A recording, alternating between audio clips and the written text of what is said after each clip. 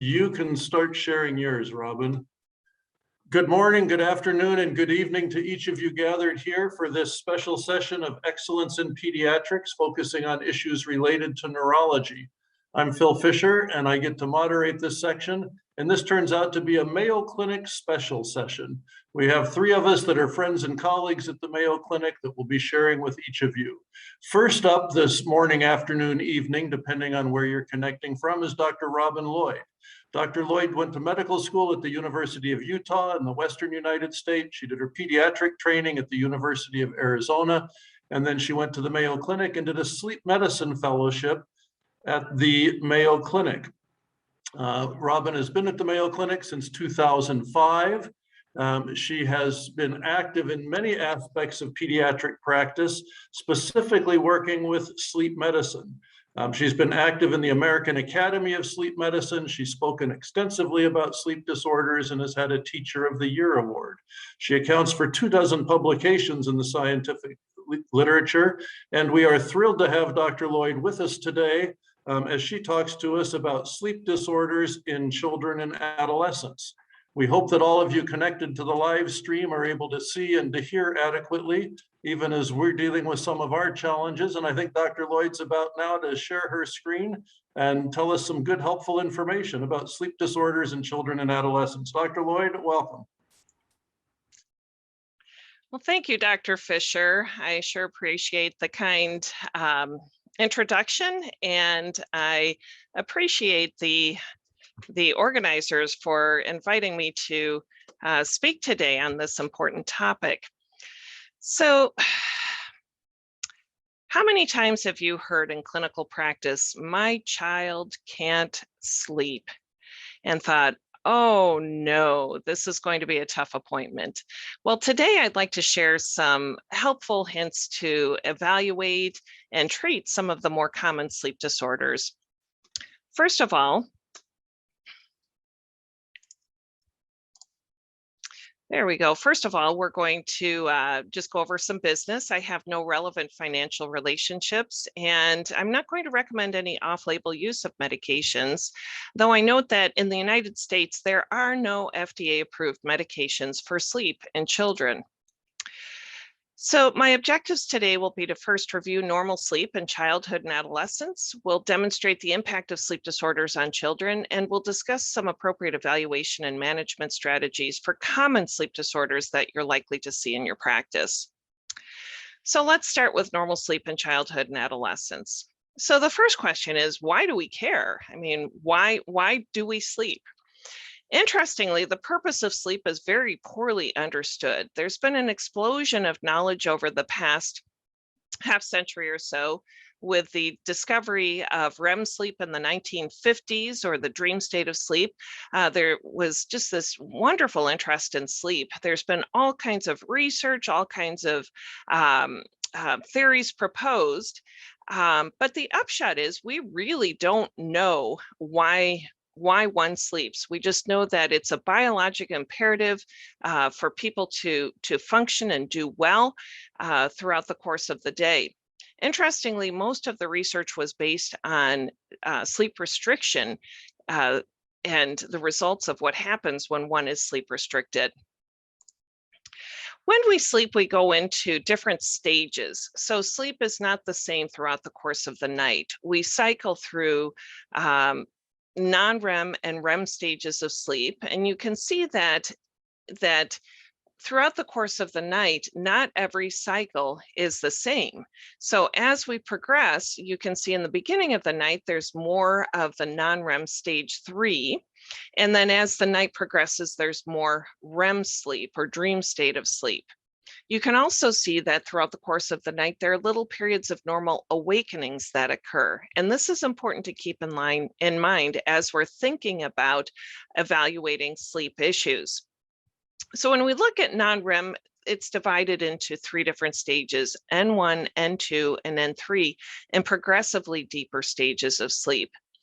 This is also important because each of these stages have different issues that may occur. So how much sleep is enough? Well, we know that sleep is the major developmental biologic imperative of the young child. So in newborns, they average around 15 hours a day. And by the age of 2, the majority of the time spent has been spent in sleep. So about 9,500 hours or 13 months of one's life by the age of 2 has been spent in sleep as compared to 8,000 hours awake. Between the ages of 2 and 5, it's about equal. And as a child progresses through childhood and adolescence, it's about 40% of the day, or it's supposed to be about 40% of the day. I was fortunate enough to be part of an expert panel of healthy sleep duration. We published this a couple years back, and I strongly encourage anyone who has interest in sleep or anyone who sees children to access this online. You can Google it. I ask all my patients to make a copy of this and put it on their refrigerator because it's so important to know how many hours of sleep are necessary and recommended across the stage of a child's life. And as you can see, that it does indeed change from infancy through childhood and adolescence. Unfortunately, insufficient sleep is a real problem. We know that here in the United States, only about 1/3 of teenagers are getting enough sleep. This is, of course, a multifactorial problem. Sometimes it's because of a delayed sleep phase. Sometimes it's because of social things. We know that technologies are impeding sleep. We know that kids are trying to do sports and extracurricular activities. Sometimes they're working. Lots of different demands on their sleep and on their schedules. And so oftentimes there is indeed insufficient sleep. This is where early school start times can also be a problem when there is a natural delay in the sleep phase in teenagers. This can be a huge issue, resulting in kids getting about only about a third of the kids reporting sufficient sleep. One of the unfortunate things is the more sleep deprived someone is, the less they realize that they're sleep deprived. So let's talk further about the impact of sleep disorders and insufficient sleep on children. So one thing that's interesting is here at the Mayo Center for Sleep Medicine, we are an integrated facility in that our adult sleep lab and our kids sleep lab are all one. And so what I'd like to do is I like to tell the fellows, just go out and look at the waiting room. So you can see that the adults are all dozing off and very, very droopy and tired. Whereas kids, they tend to be doing cartwheels off the furniture. They're impulsive. They're all over the place. So indeed, sleep problems can be associated with impairment of attention, impulsivity, learning and cognitive difficulties, and behavioral problems. We know that it can also be associated with mood problems. So of course, kids who have mood issues tend to have more sleep problems, but kids who tend to have sleep problems have more mood problems as well. So it's a bidirectional relationship. We know that there can be problems with obesity and growth related to either insufficient sleep or sleep disorders. And of course, as with most things in pediatrics, if a child is struggling, that usually means the parent is struggling as well. And sleep problems can indeed lead to significant family distress because the parents are sleep deprived and struggling. I throw this slide in, it's actually an adult related slide, but I just think this is so fascinating, especially to those who may have trained, if you're older as myself, back when we did call every third night as interns and we were up for 36 hours at a time. And it's just so fascinating to me that, 21 hours without sleep, people perform on tests similar to someone who is intoxicated or has a blood alcohol concentration of 0.08%. So we also know that the sleep loss, as we talked about, can be associated with obesity. This tends to be a multifactorial problem. We see there being disruption in the leptin-ghrelin relationship, so that People tend to be more hungry, have less appetite suppression. And we know this, from times back when we were interns, that we don't necessarily crave healthy foods, but rather fatty, caloric dense foods, which is very unfortunate and can lead to significant weight gain, which can further lead to more sleep problems such as sleep apnea. We also know there's an increase in cortisol and disruption of the human growth hormone secretion.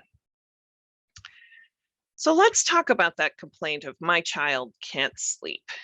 So what exactly is insomnia? By definition, it's repeated difficulties with sleep initiation, duration, maintenance, consolidation, or quality. This occurs despite adequate time and opportunity for sleep. And this is key because, as I mentioned, our teenagers are becoming so busy, and even younger kids, where the days are getting longer and the nights are getting shorter, where there's insufficient sleep opportunity. This can result in some form of daytime impairment. And in children, of course, it's subjective to caregiver perception.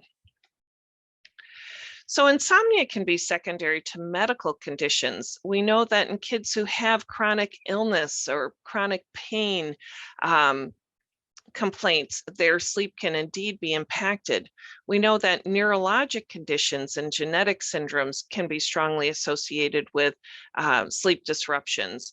Sometimes the etiology of that sleep disruption isn't well understood. Sometimes it's a melatonin regulation issue. Sometimes it's a matter of the child not being able to calm their brains. Sometimes it's just simply related to the impacts of the disease itself, such as, say, asthma, where it tends to be worse at night, and more complications related to this.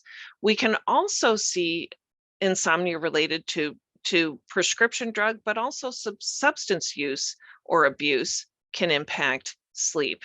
And then, of course, behavioral problems. And in a healthy, normally developing child, behavioral issues are going to be the #1 problem that we see associated with insomnia. We'll talk more about that in a couple of cases. We can also see insomnia related to sleep disorders. And of course, the most common sleep disorders that you will encounter would be obstructive sleep apnea, restless leg syndrome, delayed sleep phase disorder, and periodic limb movement disorder. When we look at the prevalence of insomnia and sleep difficulties, this tends to vary with age, but in general, about 40% of infants will experience some sort of difficulty settling and frequent night wakenings. Up to 50% of preschool age kids will have some bedtime resistance and night wakings. Up to 40% of children and adolescents can have sleep problems at one time or another.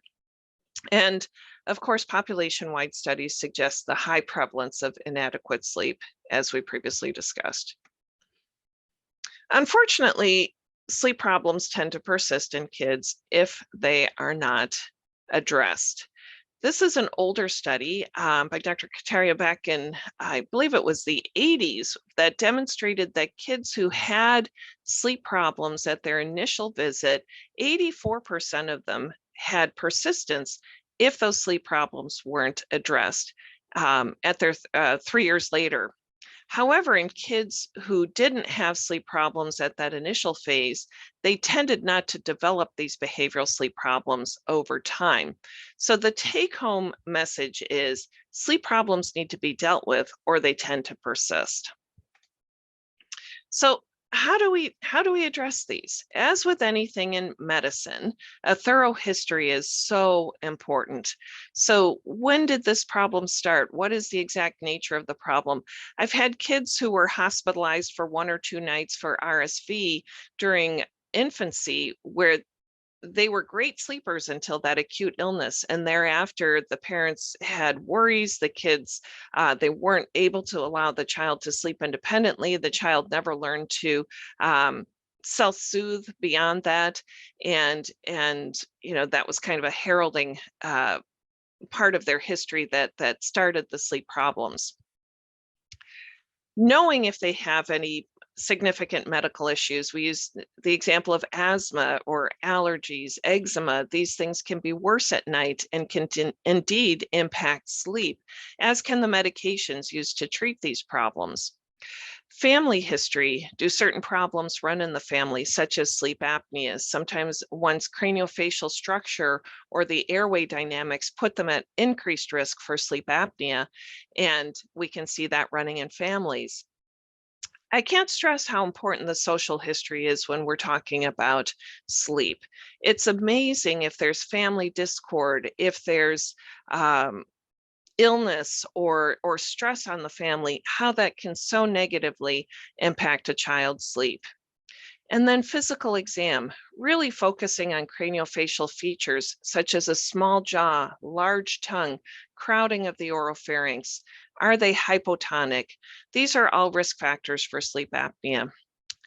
The BEARS screening tool is a tool I'd really like everyone to take home today as a nice tool that can be implemented easily in the pediatric clinic.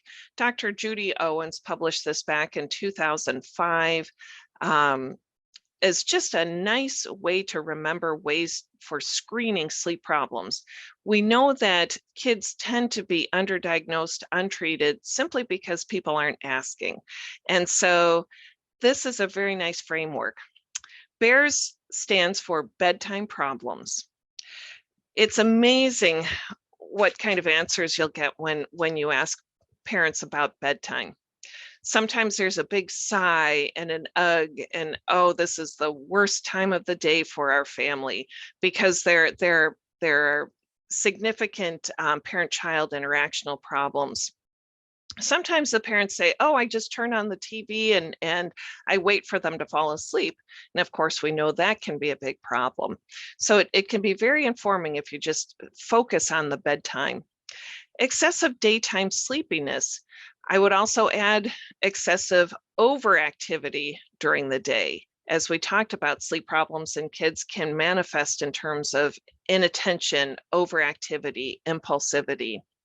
The A stands for awakenings during the night. How often does a child awaken? How are they handled? What happens? Does the child always end up in the parent's bed?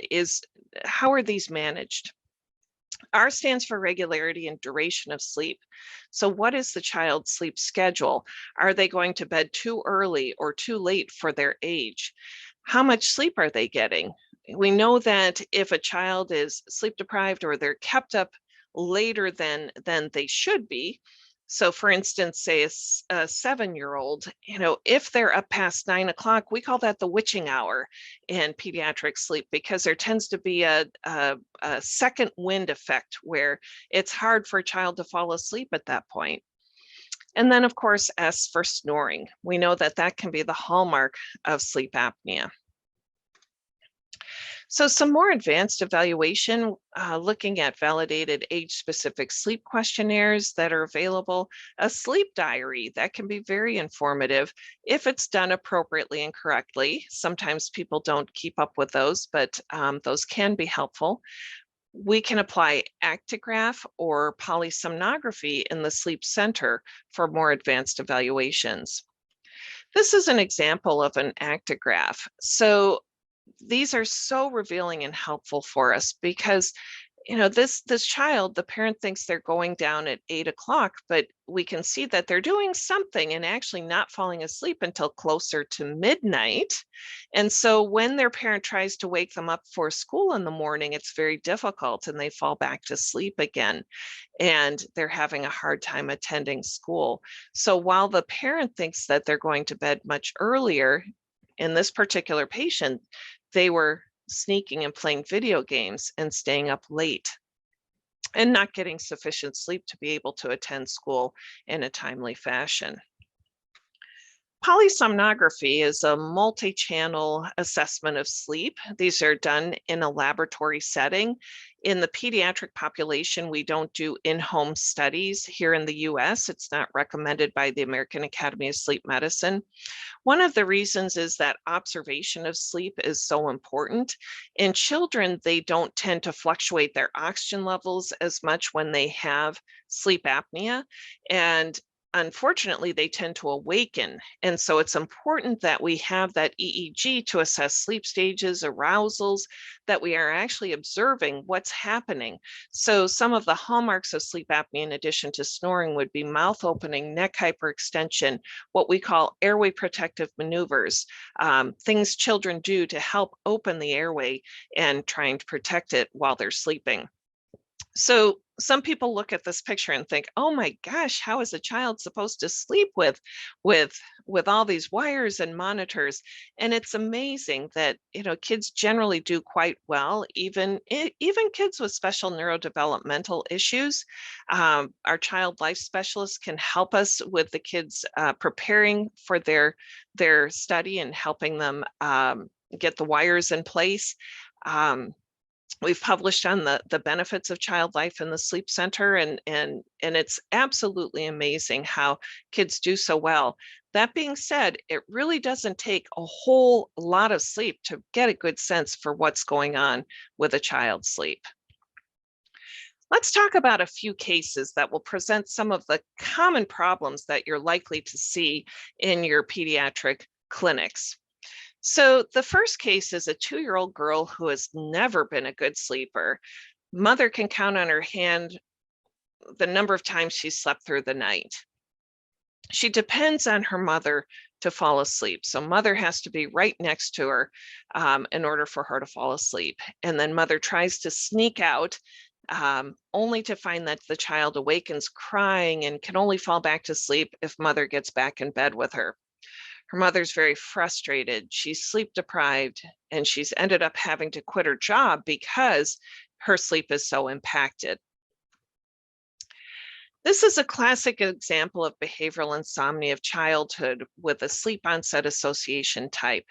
And what this means is that the child depends on a certain set of circumstances to fall asleep. So if you recall back when we were looking at the sleep stages, we talked about how kids do awaken overnight. That's normal. It's normal to have a few awakenings to the point of realization. And if they don't know how to manage that themselves, then their automatic response is, I need the stimulus that I had at the beginning of the night to fall back to sleep. So that's the sleep onset association.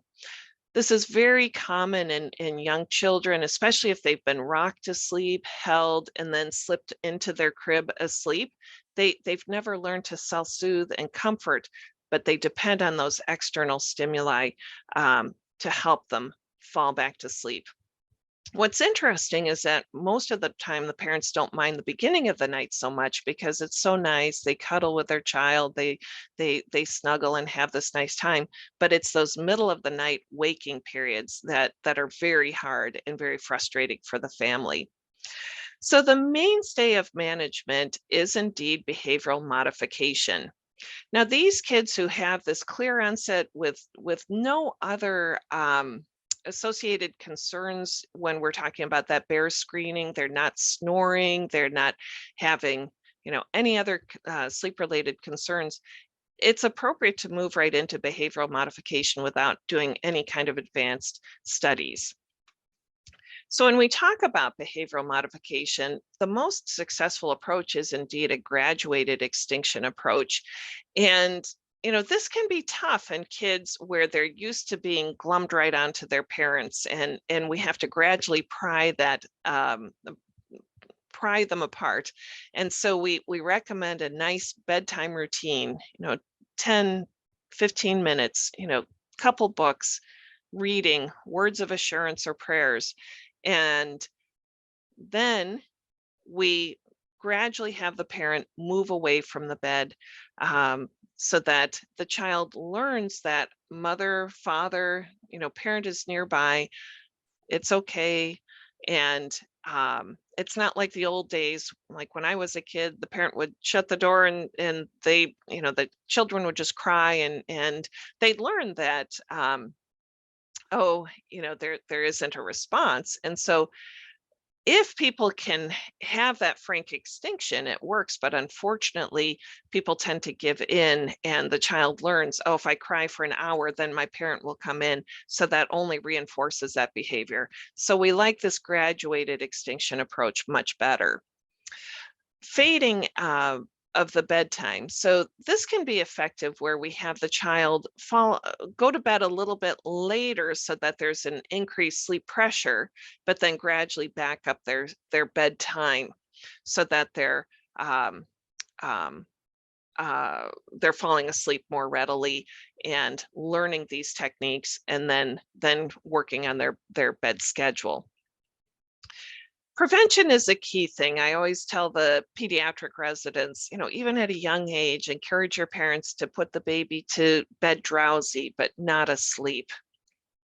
And then, of course, sleep hygiene. It's amazing the impact that technologies are having on our society.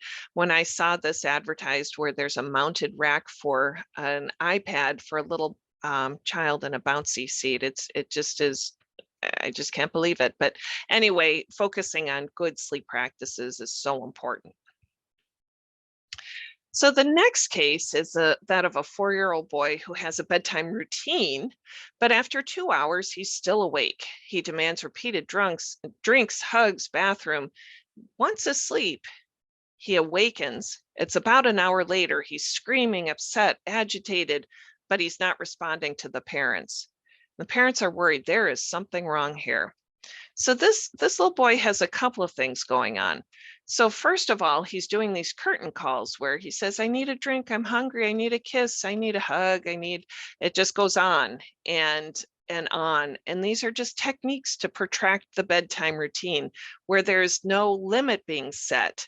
And so we call this behavioral insomnia of childhood, limit setting type.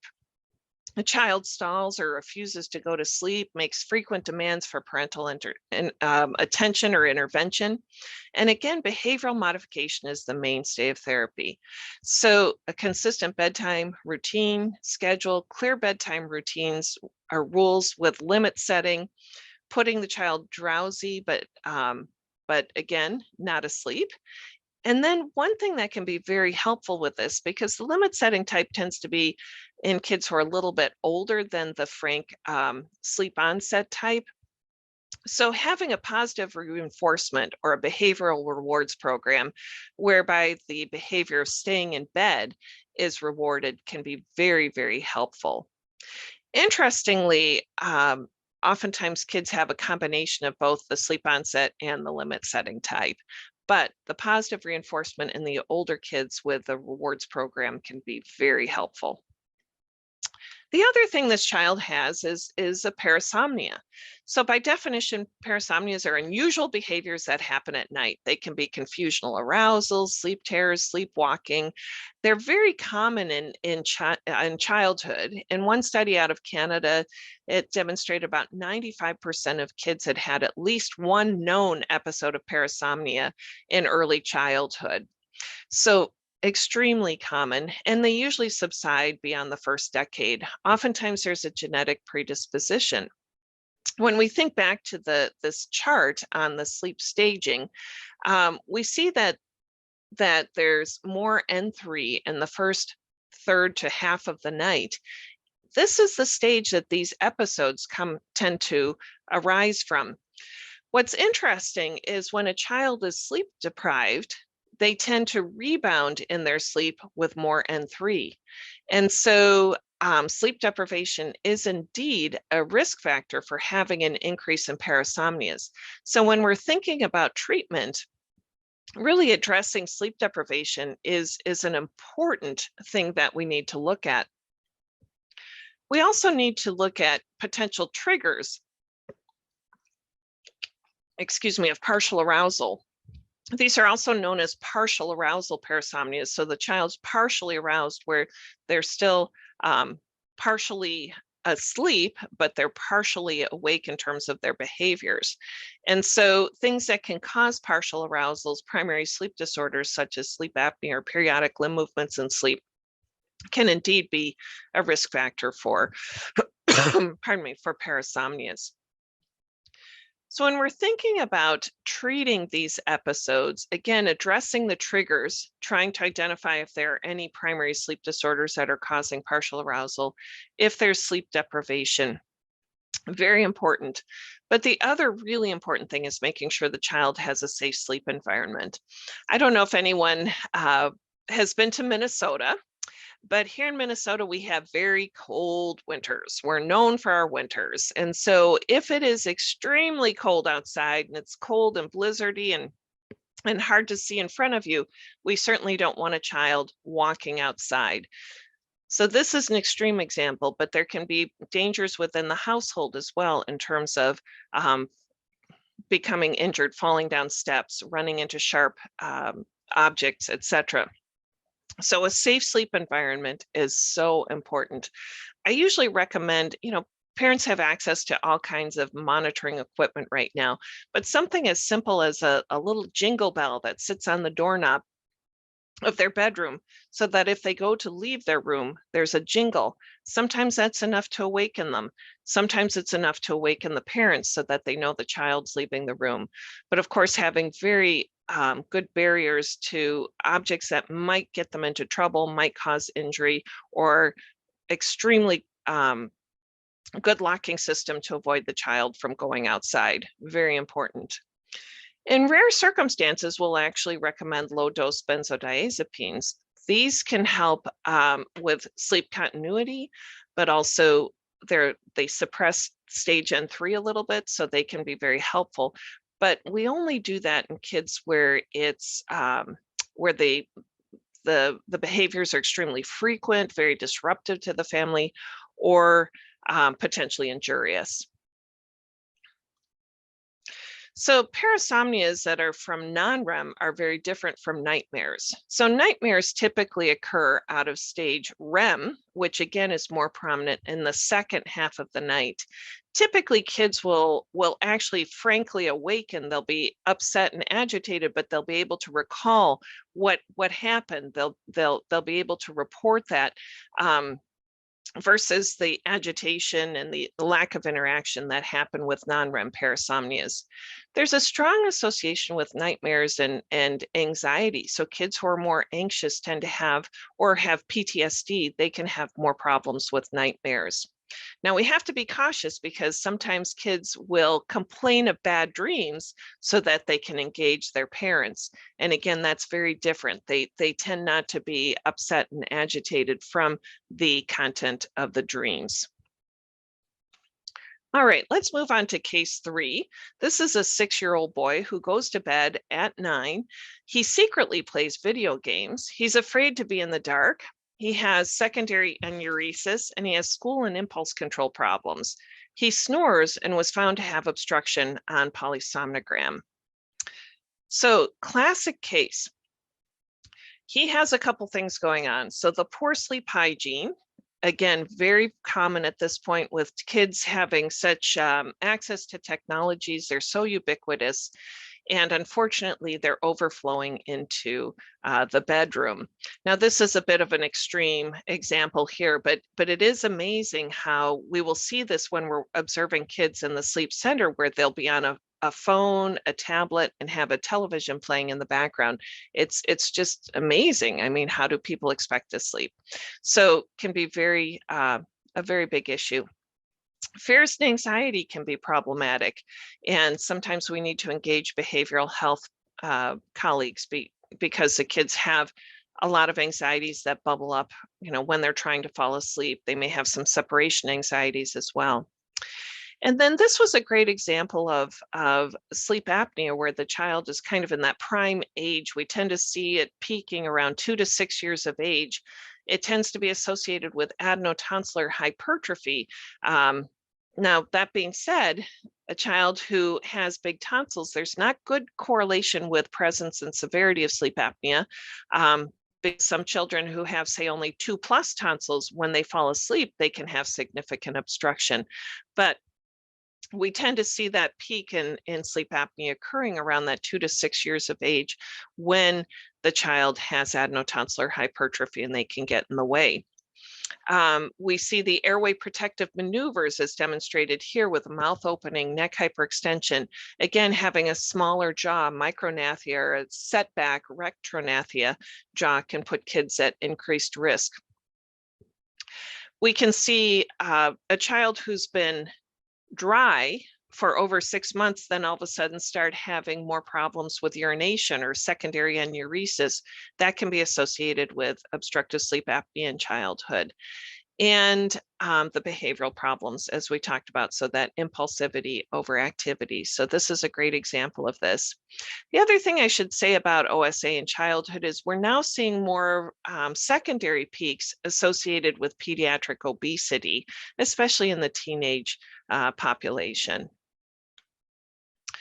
Let's talk about our next case, case 4. This is a 16-year-old girl who goes to bed at 11, but she doesn't fall asleep until around 2 in the morning. She struggles to get up when her parents try to awaken her at 6:15 for school, which is quite understandable, right? As we recall back to how much sleep we expect kids to get at this age, it's between 8 and 10 hours, and she's only getting 4¼ hours. So she typically sleeps during her first classes because that's still her nighttime. And on weekends, she typically goes to sleep even a little later and sleeps through the majority of the day.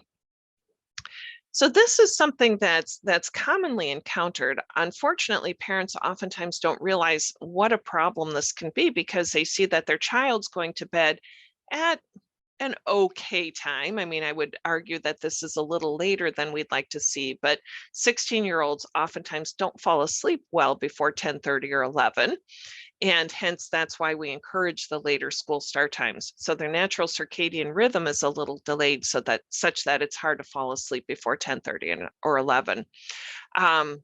But if they're staying up, again, playing on technologies, all of their friends are up, so they're texting and interacting or playing video games with their friends, this can be a big problem. So we call this a delayed sleep phase. So the sleep is normal, but it's shifted or delayed. This can be a circadian rhythm sleep disorder, but oftentimes there's also a behavioral component. And that's where the treatment really needs to focus on sleep hygiene. That's so important. Maintaining a consistent sleep-wake cycle is so important because sometimes these kids push through and they get through the week, but then on the weekends they stay up half the night and sleep half the day, and then Monday comes back and they've likened that to jet lag, so flying east to west and west to east in a weekend's time. No one does well with that. Sometimes a little melatonin can be very helpful around supper time to help with advancing that sleep phase. But the number one thing that helps set the circadian rhythm is bright light therapy in the morning upon awakening. And so this is very important. Other things, adjusting the schedule. I've heard kids say, I come to life at 10 o'clock at night, so that's when I clean my room. I do. So really setting the schedule around an appropriate sleep-wake time is so important.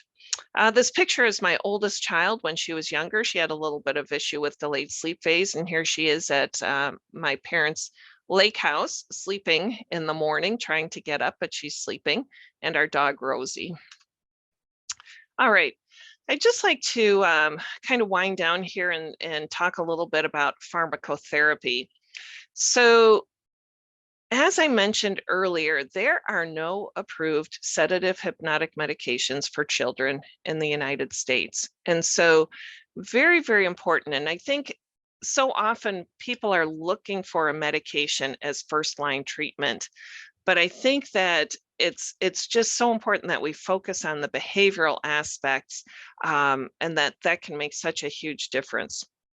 Now, that being said, there are certain populations where there should be judicious use of agents, certain genetic syndromic kind of issues where we know they're associated with poor sleep and sleep continuity. There are a lot of herbal supplements that are available, and parents are using these, but we don't have great studies to further recommend these. Melatonin, this is interesting, and I know in certain parts of the world this is not available over the counter. We do have this available over the counter, but there was a study out of Canada just a couple years ago that showed great variation in what the contents of the melatonin is. So unfortunately, because it's unregulated, sometimes the child may be getting no melatonin, but sometimes they can be getting up to 400% what is being recommended. So this is one that we use with caution. But in certain populations, there are lower levels or erratic secretions. And so this can be very, very helpful and a life changer for some populations, such as kids with Down syndrome and autism spectrum. We talked a little about the delayed sleep phase, how a low dose around supper time can help with phase advancement. We also mentioned the benzodiazepines for treating parasomnias if injurious or very, very frequent and disruptive. And really, the other major medication or supplement that we use is in kids who have restless legs that are impacting their ability to fall asleep or stay asleep because they're carrying it into sleep in the form of periodic limb movements. So we know this can be associated with low iron stores, and so supplementing the iron can be very helpful. So I'd just like to conclude by saying that pediatric sleep problems are indeed commonly encountered in clinical practice. They can lead to significant mood, behavioral problems, neurocognitive difficulties, growth problems, and stress on the families. Behavioral treatment, sleep hygiene, very, very important, safe and effective. And I can't stress enough how people who are pediatricians on the front line really are in a position to have great impact on these kids and their families' lives by screening for sleep disorders at routine well child checks and either referring or managing some of the behavioral sleep problems on their own. And I thank you for your attention today. I look forward to questions. Wow, Robin, thank you very, very much. That was about the most clear, relevant, stimulating, and educationally helpful comment or presentation on sleep in kids that I've ever heard. So thank you. I expect that many others will have questions and comments as well. About 60 minutes from now, we'll be starting an interactive panel discussion with the three presenters. And so we'll look forward to hearing from others of you. It's now my pleasure to introduce Dr. Ken Mack. Dr. Mack is also at the Mayo Clinic in Rochester, Minnesota in the United States. Ken is known as a world leader in headache in children and adolescents. He received his MD and PhD degrees from the University of Illinois, did his pediatric and neurology training at Washington University. He's been at the Mayo Clinic since 2003, where he's currently a professor of both pediatrics and neurology, and he's the current chair of the Division of Child and Adolescent Neurology. He has held top leadership positions in the Child Neurology Society and in the International Headache Society. He accounts for more than 100 publications in the scientific literature and has received Teacher of the Year awards. It's our pleasure to hear from him now as he talks to us about migrainous vertigo and other forms of dizziness. Dr. Mack, thank you for being here and welcome. And you're still muted. Okay, thanks so much. I appreciate being here. And I want to acknowledge that Dr. Fischer is also a world's leading expert in many of the areas that I'm going to talk about. And so he may have additional comments at the end of our symposium. We're going to talk about vertigo, dizziness, lightheadedness in children. And one thing I'm going to emphasize in this whole lecture is that there's a strong relationship between these symptoms and migraines. But I will talk about the broad range of things that can cause these symptoms. So let's start out with a common language, common definitions.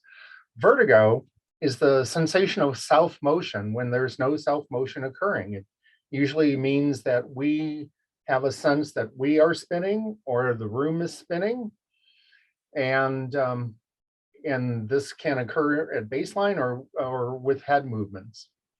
Dizziness is a term that's a bit more broad. It's a term that's used to describe a range of sensation, including feeling faint and woozy or weak or unsteady, and dizziness that creates the false sense that you or your surroundings are spinning or moving is again called vertigo. And then finally, I'd like to introduce the term lightheadedness, and that's a feeling that you're going to faint, that you're going to pass out. So it's not unusual for people to have all of these symptoms together. So how frequent do children have symptoms of vertigo and dizziness? There were two very interesting population-based studies that gave us some clues to that.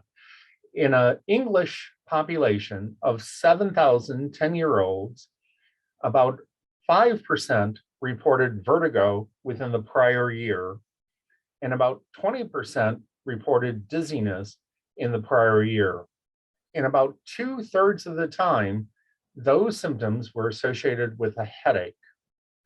A similar US study of children between the ages of 3 and 17 also found a similar prevalence of about 5% reporting some sort of dizziness or vertigo symptom within the last year. And this is very comparable to adult studies where adults will have a 1-year prevalence of 5% for vertigo symptoms. So these symptoms are fairly frequent.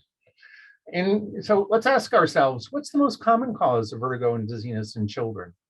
If we look at patients less than 21 years of age who go to a subspecialty clinic, a vestibular program, eventually about 35% will get the diagnosis of vestibular migraine. 20% will get a diagnosis of benign paroxysmal vertigo, which I'll talk about later on. 16% will get a diagnosis of autonomic dysfunction, and 11% will get a persistent postural perceptual dizziness. Now, the very interesting thing about this study is that 44% of the children had multiple diagnoses. The dizziness was not caused by a single factor, but oftentimes by 2 or more factors. And so what I'd like to start off with is a case that I commonly see in clinic. So I am one of the headache doctors at Mayo Clinic, and I'll tend to see patients who have chronic, daily, persistent, and sometimes severe headaches. And about 60% of my patients come also with dizziness. So that sort of makes me a dizzy expert as well. So let's take the sample patient. 16-year-old presents with episodes of severe migraines. And during the migraine, she clearly has worse vertigo and dizziness. And then secondly, she has a second type of dizziness. In between the severe migraine attacks, she experiences lightheadedness with standing, which she describes as being dizzy and nauseated and having tunnel vision. And if she sits down, the symptoms get relieved. And then she talks about a third type of dizziness that's a persistent sense of dizziness. It doesn't depend on her position, doesn't depend on whether or not she has a headache. It's just there. And she describes that third type of dizziness as the feeling of being on a boat. So let's break this down. And let's first talk about one of the more common forms of dizziness and its relationship to migraine. So let's first talk about what's a migraine. Migraines are very moderate to severe headaches that last 4 to 72 hours. And they usually have moderate to severe pain, and they're aggravated by physical activity, and they're relieved by rest. Usually people will feel sick to their stomach, and lights and sounds will bother them during a migraine. And in school-age children, about 1 in 10 school-age children will suffer from migraines. So if we look at how often dizziness and vertigo occurs with migraines, we'll take a look at this meta-analysis done in adults. And prior to the migraine, in the prodromal phase, about 5 to 10% of adult patients report some symptoms of dizziness or vertigo. During the actual headache phase, that increases to a third. About a third of patients will have symptoms of dizziness or vertigo with a migraine. And after the migraine headache is over, still a lot of people have persistent dizziness. So there's a high comorbidity of dizziness and vertigo symptoms with migraine. And there are actually some very specific types of migraines that have vertigo and dizziness as part of them. One is migraine with brainstem aura. So an aura typically occurs before the headache. Oftentimes we won't see auras until the child is older, maybe 8, 9, 10 years of age. About 1/3 of migraine patients have an aura, although most do not. And the typical aura is visual, lasting for about 5 to 60 minutes. But migraine with brainstem aura is a different type of aura, and it consists of things that neurological functions we usually associate with the brainstem. And these can include dysarthria or vertigo, tinnitus, or sensitivity to hearing, diplopia, or decreased level of consciousness. So it's interesting, of the people who have an aura, about 10% will have a brainstem aura. So it's not at all uncommon. In the typical aura, the typical visual aura usually lasts 5 to 60 minutes, but usually the migraine with brainstem aura, the aura of these symptoms usually lasts longer. And so vertigo, out of this whole list of symptoms that I just showed you on the last slide, occurs in about 2/3 of patients, and headaches occur most of the time, but not all the time. And the headache is slightly different. Oftentimes it tends to be a little bit more posterior occipital. So there are certain types of migraines that specifically have vertigo or dizziness associated with it. Another very specific type of migraine is called vestibular migraine. And so in these people, they typically have typical migraines, but in addition, they will have vestibular symptoms lasting for 5 minutes to 72 hours. 5 minutes to 72 hours. And excuse me, most of these episodes have some migrainous features to them, but the dizziness and the vertigo are often the predominant symptom of these, and the headache is somewhat secondary.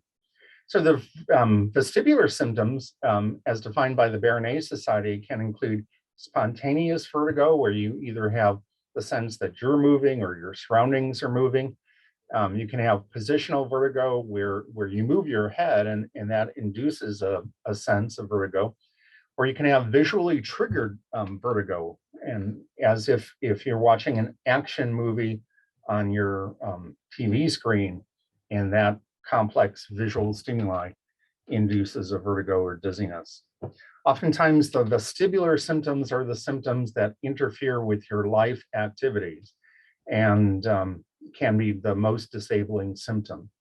So it's interesting, Jess Olson looked at this in adults and found that about 1/3 of adults, the vestibular symptoms would last for minutes, and about 1/3 of adults, the symptoms would last for hours, and about 1/3 of adults, the symptoms will last for days. So there's a lot of variability.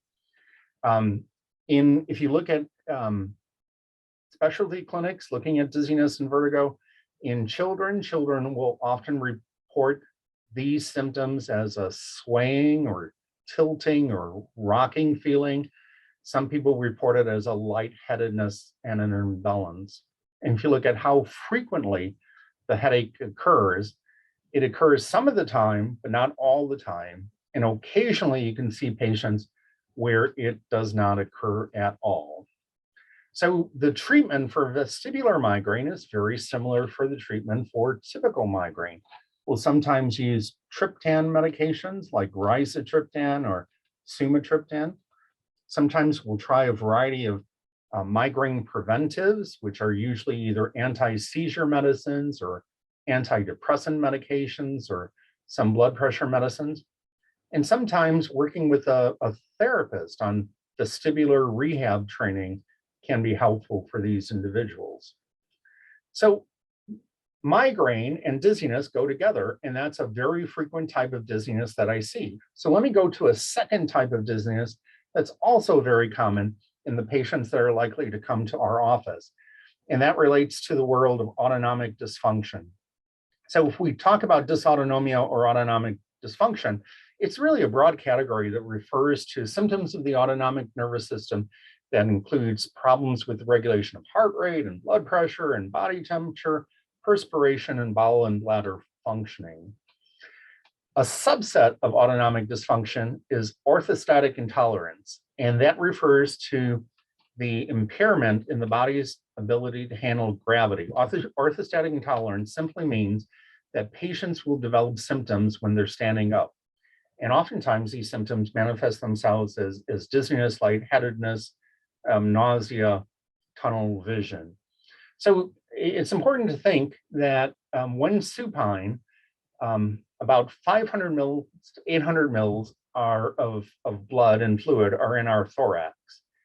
And typically when we stand up, that 500 to 800 mils goes to our lower extremities.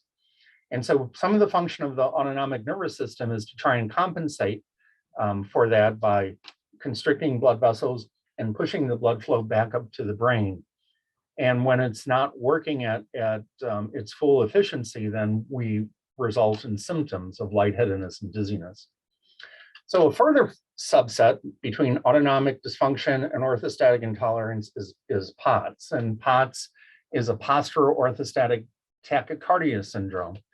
And it's typically made when there's a greater than 40 beat per minute increase in heart rate on a tilt table test, or when there's a significant increase in heart rate with going from a laying down to standing up position. Orthostatic hypotension is a more severe form of POTS, and sometimes if somebody is standing up too long, they'll not only raise their heart rate, but they'll eventually drop their blood pressure as well. And so the dizziness is frequently, like I mentioned, weakness in the leg, poor concentration, nausea, visual symptoms, and dizziness.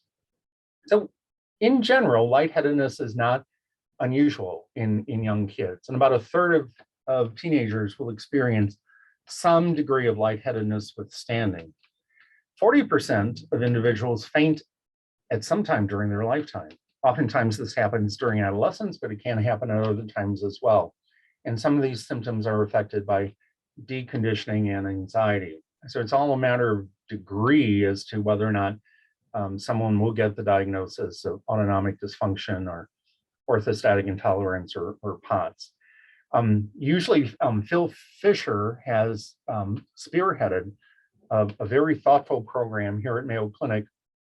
And usually our first steps to treating POTS are to increase fluid intake, ask someone to begin a aerobic type of daily exercise program, and add salt to their diet. And if you just do these very conservative measures, his data shows that about 70% of patients will improve with these measures alone. When that doesn't happen, there are medications that are helpful. Mineralocorticoids or beta blockers or alpha adrenergic agonists can all sometimes help. So let me go to a third type of dizziness that I thought my patient example has. And the old name for this dizziness I like better than the new name. The old name is chronic subjective dizziness, and it relates to this persistent sense of dizziness or unsteadiness. Patients are very hypersensitive to motion stimuli. When you present them with complex visual environments, they get worse. And they typically have a normal exam and non-diagnostic studies. And the dizziness tends to be there all the time and independent of headache and independent of position, although they may get worse with standing up. So the newer name is persistent postural perceptual dizziness. But having those three P words all in a row confuses me. And so I like the term chronic subjective dizziness better. But the definition of PPPD is that dizziness that occurs for 3 months or more, symptoms are prolonged, lasting for hours or days, and their symptoms are exacerbated by upright posture or motion or moving visual stimuli. Treatment is education to inform people about what this disorder. Vestibular rehab therapy is helpful. trying to habituate people to head and body movements and changing vestibular stimuli. And oftentimes, these patients will have comorbid anxiety. So sometimes treating with the anxiety with medication and cognitive behavioral therapy are very useful. So in my illustrative case, I concluded that the patient has 3 potential contributors to dizziness. I think she has migraines and her dizziness is worse during the migraines. And so by putting her on a migraine preventive, I was hoping to help her. I think she has orthostatic intolerance, and I encouraged her to increase her fluid intake and engage in a daily aerobic activity. And then I thought that she also had this persistent postural perceptual dizziness as well. And rehab therapy and treatment of her anxiety was important for that. So there are other etiologies to dizziness, and let me talk about some of them as well. After concussions, post-traumatic dizziness or post-concussive dizziness is important. And I think it's under-recognized. So most of the time, when we talk about people having a concussion, we pay attention to the headache and their brain fog and their visual difficulties, but we don't really pay enough attention to their dizziness. And there's been a number of adult studies that show that over 50% of people with concussion symptoms will have dizziness. And sometimes this is related to the migraine, sometimes this is related to orthostatic intolerance, sometimes it's difficult to classify, but it can be a very challenging symptom for many of the people with post-traumatic injuries as well. Another form of dizziness we may see on occasion in very young children is benign paroxysmal vertigo childhood, benign paroxysmal vertigo childhood. So I'm going to compare this diagnosis to a common diagnosis that you see in adults that has sort of a similar name. The benign paroxysmal vertigo childhood are these sudden episodes of vertigo. They occur spontaneously, they last minutes to hours, they usually consist of unsteadiness and nystagmus, vomiting, pallor, and some fretfulness in the child. And the exam of the child is usually normal between the attacks. Benign paroxysmal vertigo childhood usually happens in preschool children, usually between 2, 3, 4 years of age, but sometimes it can persist longer than that. It's interesting, there may be a relationship between benign paroxysmal vertigo childhood and migraine, as many of these patients will have a family history of migraine, and many of these patients will later develop more traditional migraine attacks as we go along. It's unclear what is the best medication to treat these, but often we try to treat them with traditional migraine preventives. And a subset of patients with this type of vertigo will have a calcium channel gene mutation, just like you might see in hemiplegic migraine. So this contrasts to benign paroxysmal positional vertigo. Okay, so this is a different disease. Sometimes our childhood patients will incorrectly get this diagnosis, but this typically refers to adults who have episodes of vertigo lasting 10 to 30 seconds and are evoked by turning in bed or vertical head movements. And the pathophysiology here is that they develop calcium deposits in their semicircular canals, and that sets off a abnormal endolymph flow and modulates the vestibular afferents of the affected semicircular canal. Benign paroxysmal positional vertigo is something that typically happens to people in their 50s or 60s, and there's a lifetime prevalence of all of us adults of somewhere between 2 to 10%.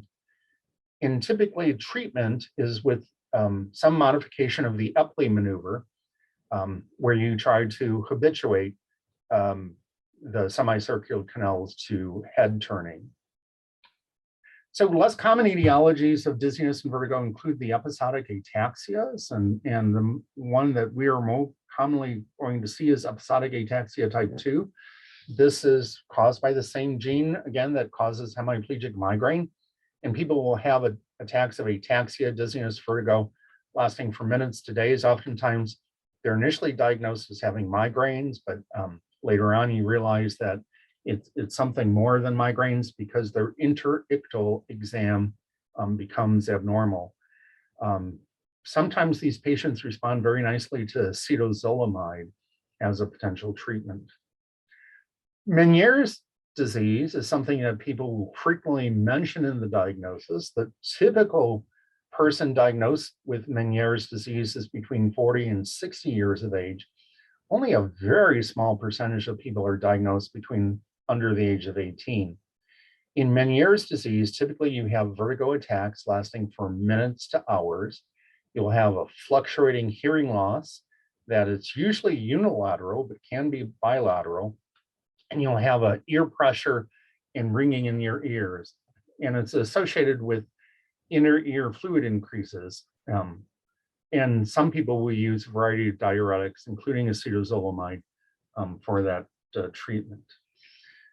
One condition that most of us may see once or twice in our medical careers is a superior semicircular canal dehiscence. And oftentimes you will need a high resolution CT image looking specifically for this, the semicircular canal dehiscence. And so what made you think of this diagnosis? Well, a lot of times people with this diagnosis will have bone conduction hyperacusis. And by that, I mean, they have different forms of autophony. Their eye movements become audible, their heart rate becomes more audible, their footsteps become more audible. They'll have sound-induced vertigo. If you make a large noise, then that will induce the sensation of vertigo as well. And they'll have a pulsatile tinnitus. Typically, this is, you have a thinning of one of the bone plates over the superior semicircular canal. And in patients with this disorder, sometimes a surgical approach can improve symptoms. Less commonly, very rarely, is epileptic vertigo. This is pretty rare, and when you see this vertigo as part of epilepsy, you usually see other signs and symptoms associated with seizures as well. There is an interesting diagnosis called vestibular paroxysmia. And I think it's something that it's more likely to be seen by the ear, nose, and throat doctor than a neurologist, but it's possible that you might see this in your office. So the best way I could explain this is to try and think of trigeminal neuralgia. In trigeminal neuralgia, you have facial pain that is brief and sharp and very painful and very short in duration. And that's because of an irritation of the facial nerve.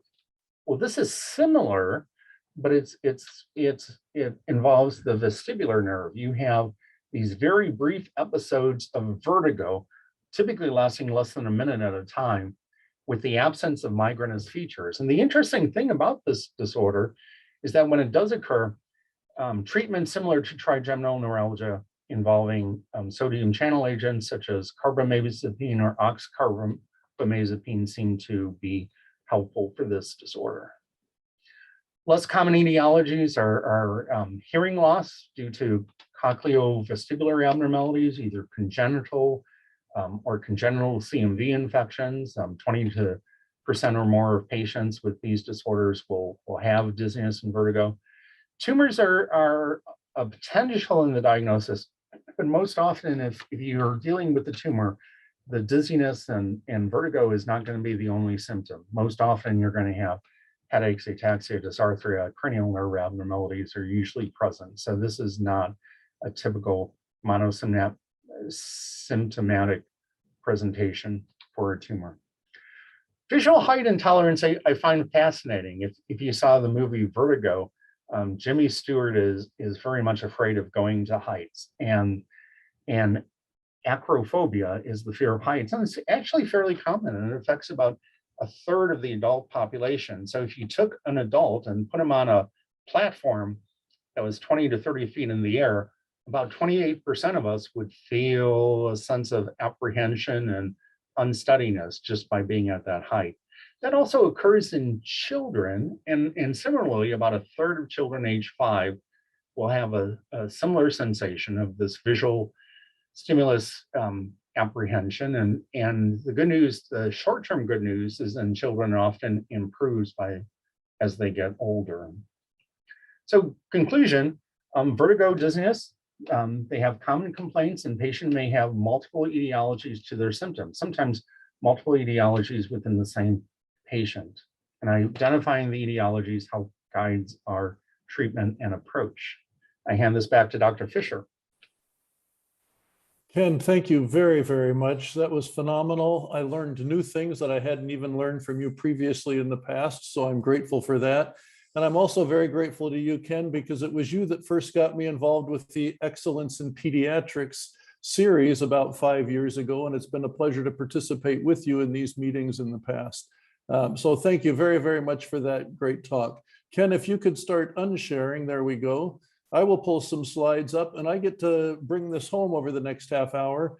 Any of you that are having questions along the way, feel free to pose your questions in the live stream chat technique, question and answer way, and we'll be able to get those questions and then respond to those as a group. We're going to go in a slightly different direction now. We've heard about sleep. We've heard about headaches, common problems, and we're going to talk about something else that might be more common than we realize, but something that we don't think about every day. And in fact, partly we're going in different directions because I've geographically gone in a different direction.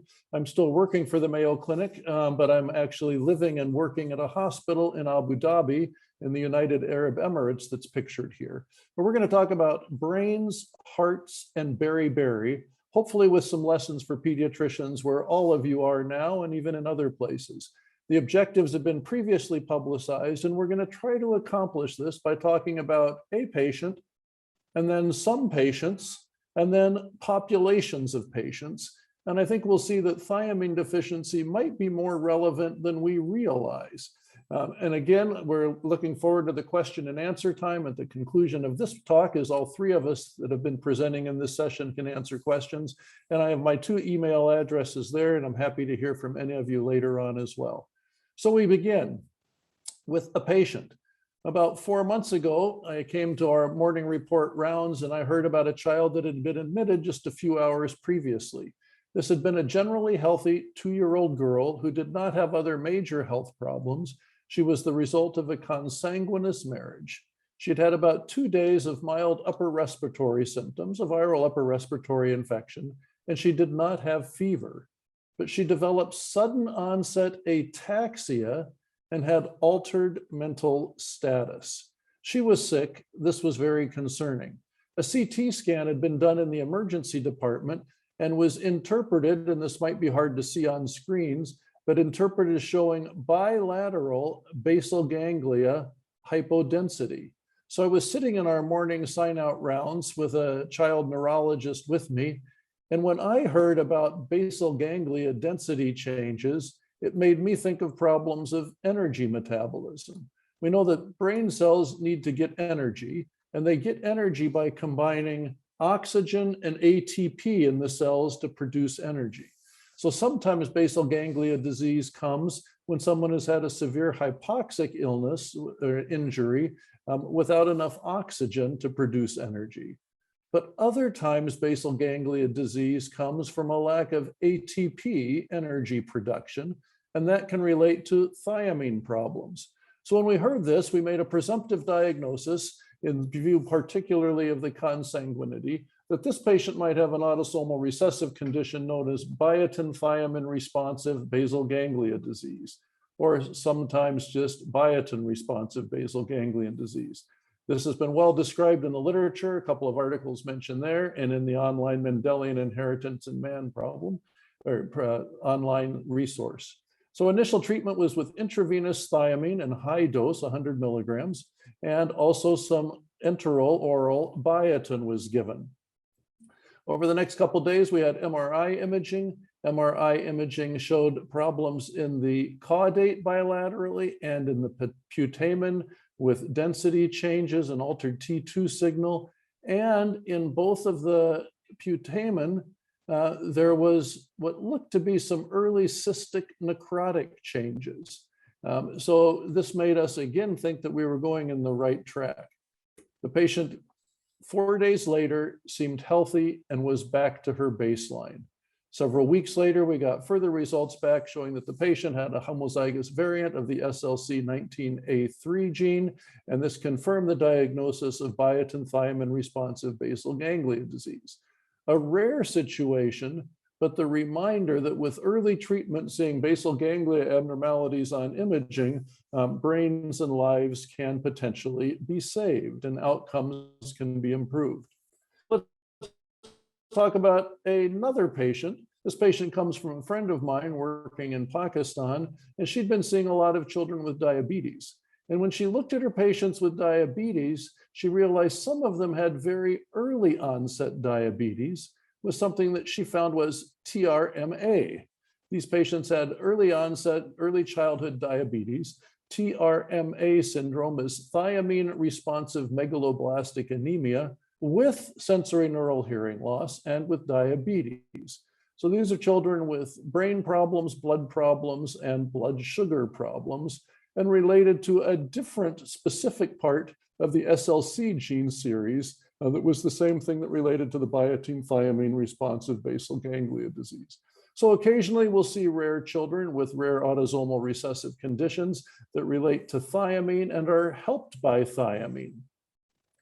And these conditions have been reviewed with several different SLC gene problems, and the different disorders go with them. And I'm leaving references in these slides, and you can have copies online if you need some of these references to look at in more detail. So what's the deal with thiamine going on? Thiamine is an essential cofactor for various enzymes in the Krebs cycle, or the TCA cycle. Hans Krebs figured out the various reactions going on in this cycle of energy production. But we need thiamine as part of the pyruvate pathway, as well as during steps in the Krebs cycle. And if we don't have thiamine, then we're not going to produce as much ATP, and we're not going to have energy. And body parts that need a lot of energy are then going to have trouble because they're not getting enough energy to produce because of the lack of thiamine. So let's talk about some groups of patients, some patients. First of all, some patients in Bhutan. Bhutan is a beautiful mountainous kingdom between China and India in the Himalayan mountains. I've had the privilege of visiting there a few times, and here I am socializing with a group of pediatricians at the hospital. And socializing over dinner was great fun, but on rounds I was challenged. And during one visit, there were several children in the intensive care unit sick with encephalitis and encephalopathy. I was supposed to figure all of this out. They did not have evidence of any viral infection. Japanese encephalitis virus was common in part of the country where some of these children had come. They did not have scrub typhus or any other rickettsial disease. They did not have signs of regular bacterial disease. We did not know what was going on with these children. This was a real challenge, and I left my teaching time in Bhutan with these children sick and dying, and I wasn't sure what was going on with them. Fortunately, there was a German pediatrician that visited, and he worked with some of these bright Bhutanese colleagues, and they wondered if maybe there's a thiamine problem going on. The data you see on this slide have not been published. They're in the process of undergoing peer review, so these are just preliminary data. But what they had been doing was treating these kids normally. This is the no thiamine group prior to September 2018. And 74% of the children who have appeared with meningoencephalitis without any obvious infectious etiology, 74% of them died. Starting in September 2018, with input from a German pediatrician, they started giving these children thiamine. The mortality rate dropped to 0. This was phenomenal. We're still working on further blood testing. Thiamine level results have not come back yet. Obviously, thiamine testing is difficult in many parts of the world. But what was going on? These kids seemed to have meningoencephalitis, brain problems that were responsive to thiamine. And these were lots of kids. These were not just kids with some specific, very rare autosomal recessive situation. It seems that an acute febrile encephalitis with negative microbiology studies had a very high mortality, and less thiamine was given. And if thiamine was given, there was no mortality. Puzzling, I would say, a very puzzling situation, but I shouldn't have been so puzzled because in fact, thiamine deficiency has been reported previously in Bhutan, but not in infants and young children so much. It had been seen in some adults. It had been seen in school-age children. It had been seen in cloistered monks in a monastery in the mountains. And there had been several case series of various settings where with routine diet, well, with mundane diets, people developed thiamine deficiency and had symptoms from it. But still, I was puzzled about what was going on in the young children because I had this old-fashioned version of thiamine deficiency, which was very simplistic, and I like simplistic things. But young children have wet beriberi with heart failure, and older children and adults might have dry beriberi with neurologic conditions. And these children in Bhutan were not fitting into that, even though I had written an article previously in the Bhutan Health Journal that included talk about beriberi.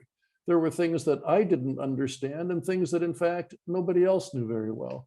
So what is beriberi? Beriberi is the clinical disease caused by thiamine deficiency. Unconfirmed legends suggest that the term beriberi in the Sinhalese language of Sri Lanka means I cannot, I cannot. That was what people supposedly said when they were sitting on the ground and someone asked them to get up and they were weakened with peripheral neuropathy and could not stand. By the 1870s, there was a lot of beriberi with both the paralysis and sometimes some dependent edema in Southeast Asia. Christian Eichmann thought that white rice was poisonous and thought that there must be some anti-beriberi factor in white rice somehow. And then Garrett Grins suggested that perhaps it was actually a dietary deficiency.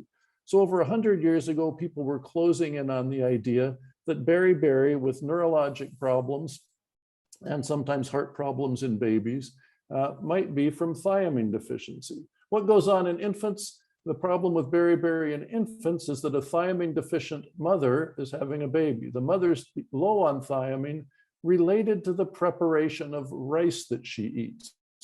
These are rice farmers greeting us in a rice paddy in a fertile part of Cambodia. When the mother does not get enough thiamine in her rice, then the breastfed baby does not get enough thiamine from the mother. So the mother can have some neurologic problems, the baby can have heart problems. This has been reported in Laos related to the cooking of rice. In Cambodia, it's related more to the husking of rice. Thiamine is plenteous in the brown husk, the grain covering of the rice, but as the rice is milled and polished to remove the brown husk and looks very nice and appetizing and white, that white polished rice or the rice that's been cooked and had the thiamine removed, the rice is deficient in thiamine, mothers are deficient in thiamine, and they have babies deficient in thiamine. So the World Health Organization suggested that I was old-fashioned, and it's not just wet beriberi in infants and dry beriberi in older children and adults, but different forms, cardiac, loss of voice, the pseudo-meningitic form in children with some encephalopathy in children and adults, and then the typical peripheral neuropathy of older children. But in fact, even that's too simplistic, and more recent data and literature review would suggest that in fact, thiamine deficiency has multi-system presentations that depend on geographic setting as well as on the different ages of the patient. So in different settings of the world, thiamine deficiency looks different in different people at different ages, but often with some neurologic disease and sometimes with cardiorespiratory problems, and sometimes with a severe acidosis. Fortunately, work is continuing. Dr. Mimi here in the left to my right in the picture is the lead pediatrician in the country of Bhutan. Her colleagues working in the Department of Health and in the lab, we're meeting together. Research is continuing to try to figure out what's going on in Southeast Asia. Meanwhile, let's consider some other patients, these from South America. It's been reported in Brazil that children admitted to intensive care units often have low thiamine levels in their blood. And it seems like the sicker they are with a systemic inflammatory response, the lower their thiamine levels are. Work is still going on, even though this was first reported 10 years ago, to figure out what the link is between thiamine deficiency and severe illness in Brazil, where these patients seemed a bit different than the patients we just talked about in Bhutan. Let's shift gears a bit geographically. What about some patients in India? A research team, Dr. Qureshi, Dr. Wani, and their colleagues were looking at lots of young infants with encephalopathy. So this child came in with encephalopathy and ptosis, cranial nerve issues related to the eyes. And when they did ultrasounds through the still open fontanelle of a 3-month-old, they saw change density of the basal ganglia. The putamina here, just like in the child we saw with a genetic thing, these have varied densities. And they gave high dose thiamine to these children. And then just a few days later, the ultrasound images had returned almost to normal.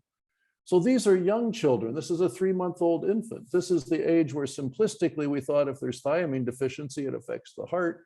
But this child seemed to have serious brain problems that got better quickly with thiamine. This group in India has reported both on ultrasound and MRI findings. And it's been very instructive to the rest of us as we see that there is a problem with infantile encephalitic beriberi, and imaging findings can show things. But the story continues as we keep moving around the globe. A very sad story with an unintended natural experiment took place in Israel about a decade ago. There was a life-threatening thiamine deficiency outbreak.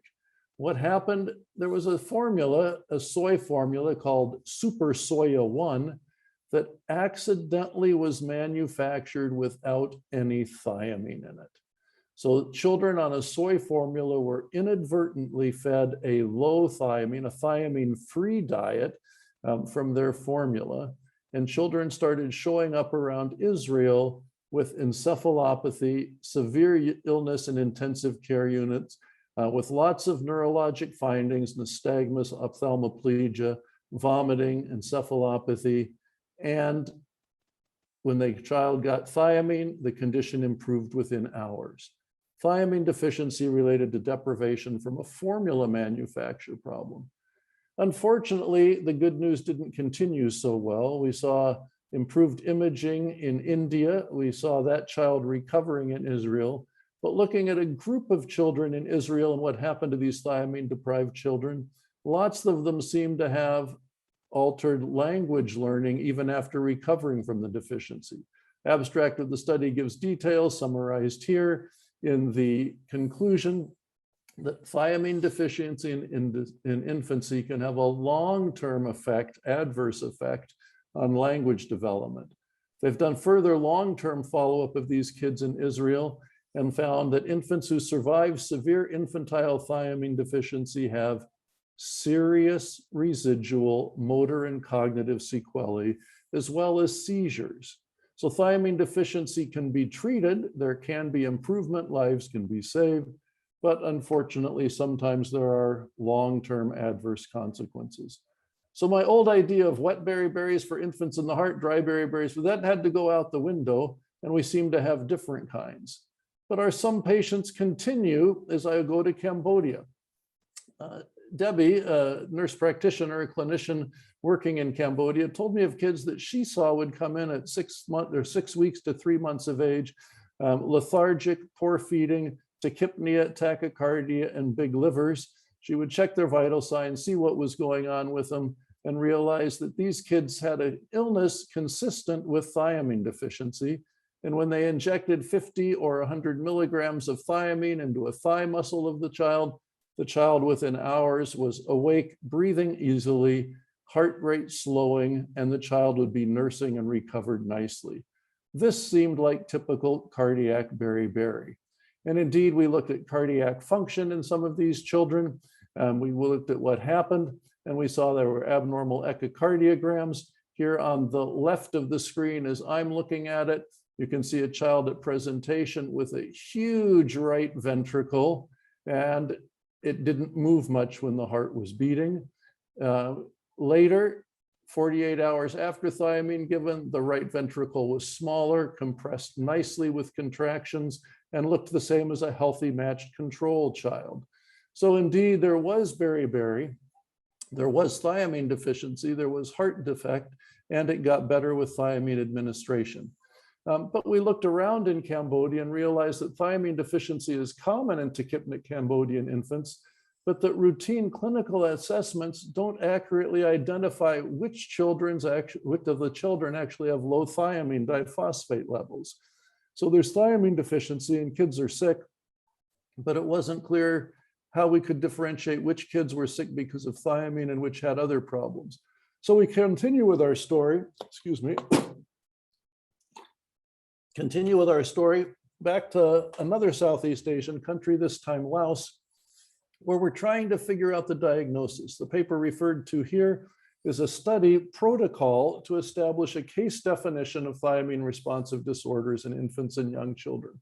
How can we tell which kids presenting sick actually need thiamine? Again, some pre-publication data, which scares me and excites me at the same time, is that as we did head ultrasounds in these children that were coming in with signs suggestive of cardiac beriberi, we saw altered basal ganglia in 30% of the children. My simplistic view of it's either brain beriberi or heart beriberi, these kids that seem to have cardiac beriberi ended up a third of the time having abnormal basal ganglia. So there's something going on in the brains and the hearts and throughout the body in these kids with thiamine deficiency. Now, we still don't know everything, but let's look at a larger population level before we wrap things up here. If we look at populations, these are a couple of papers I'm just going to show pictures of so you can get access to them if you want, about thiamine deficiency disorders and what do they mean clinically. There have been some reports put out thanks to the good work of the thanks to the good work of the New York Academy of Sciences with the help of the Gates Foundation, putting out a series of papers about thiamine disorders so we can all better understand what's going on and where we are. Current situation is thiamine deficiency disorders are frequently misdiagnosed and treatment opportunities are missed, with the risk that children are left with permanent neurologic sequelae.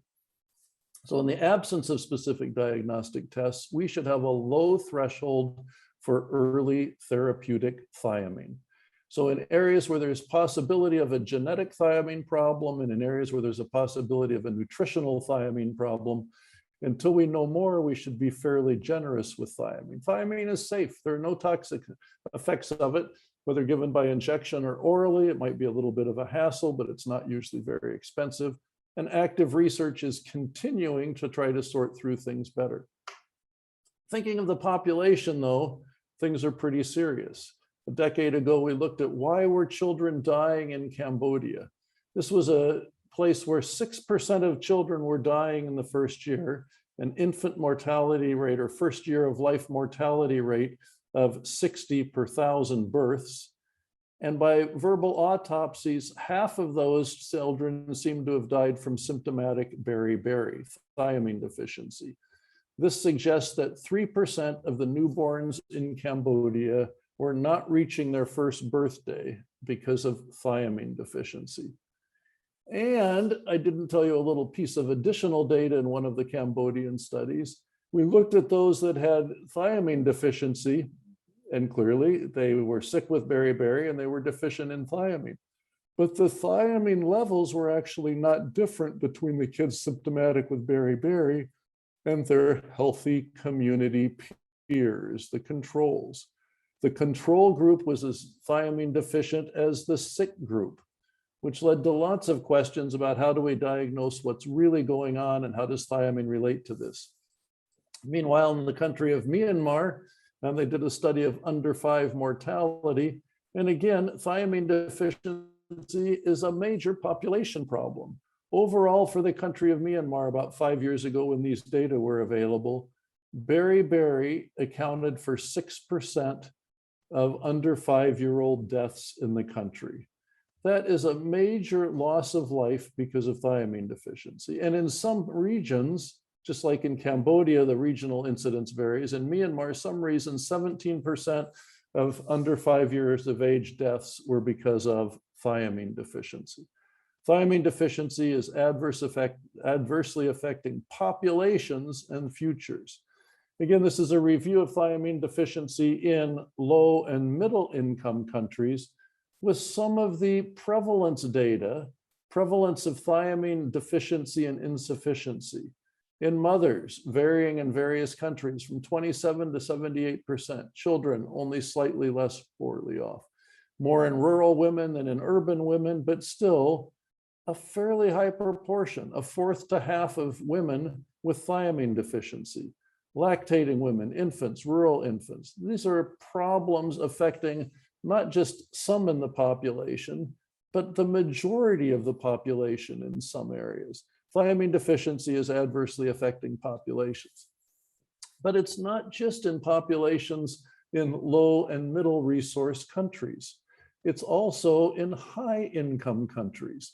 If we look at adults in high income countries and we see what's going on with beriberi or thiamine deficiency, not related to alcohol consumption, we find out that there are many people in many highly resourced areas that are developing thiamine deficiency disorders, even in high income countries. What about in children particularly?